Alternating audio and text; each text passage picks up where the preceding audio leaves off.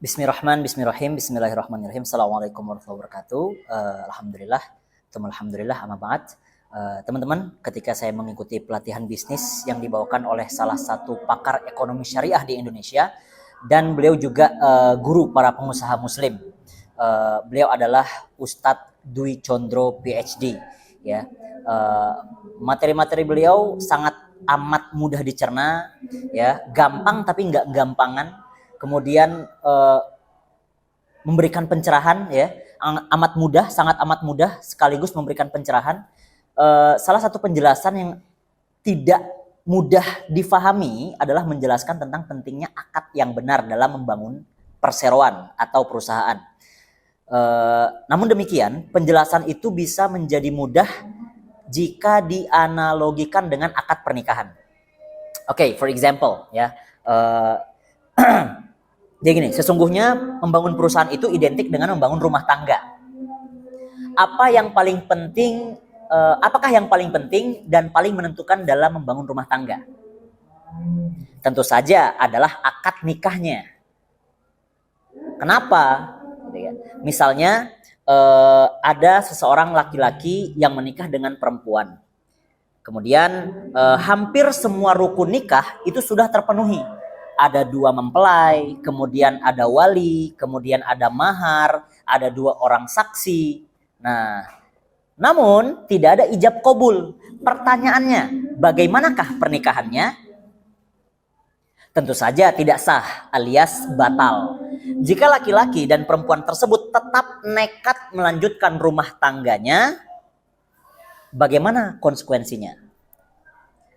Konsekuensinya, semua amal yang dilakukan selama berumah tangga akan menjadi haram. Oke, contohnya apa? Jika laki-laki tersebut memberikan nafkah kepada perempuannya, maka nafkah itu tidak sah sehingga hukumnya haram. Jika laki-laki itu mempergauli perempuannya, maka pergaulan yang tidak sah tersebut hukumnya haram. Jika mereka punya anak, maka anak itu adalah anak yang tidak sah sehingga menjadi anak yang haram. Jika laki-laki itu menafkahi anaknya, maka itu adalah nafkah yang tidak sah sehingga hukumnya haram. Jika anak perempuannya akan menikah dan kemudian dan laki-laki itu menjadi walinya dan laki-laki tersebut menjadi walinya, maka itu adalah wali yang tidak sah sehingga hukumnya haram. Selanjutnya, jika laki-laki itu meninggal, jika laki-laki itu meninggal dunia, maka harta yang ditinggalkan juga tidak sah diwarisi sehingga hukumnya haram dan seterusnya. Berat ya? Wow, Masya Allah, tidak ringan. Bisa dibilang berat. Dengan kata lain, jika ada yang tidak terpenuhi dalam akad nikahnya, maka semua amal dan semua akad-akad turunannya itu menjadi haram.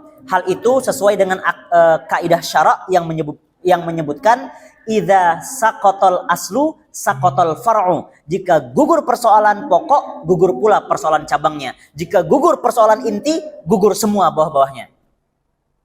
Lantas bagaimana solusinya? Ternyata solusinya tidak hanya cukup dengan bertaubat, minta maaf, mohon ampun kepada Allah Subhanahu wa taala, kemudian antara suami dan istri saling memaafkan, kemudian sudah dianggap selesai permasalahannya. Ya, nggak seperti itu. Untuk pelanggaran terhadap akad nikah tidak cukup hanya seperti itu.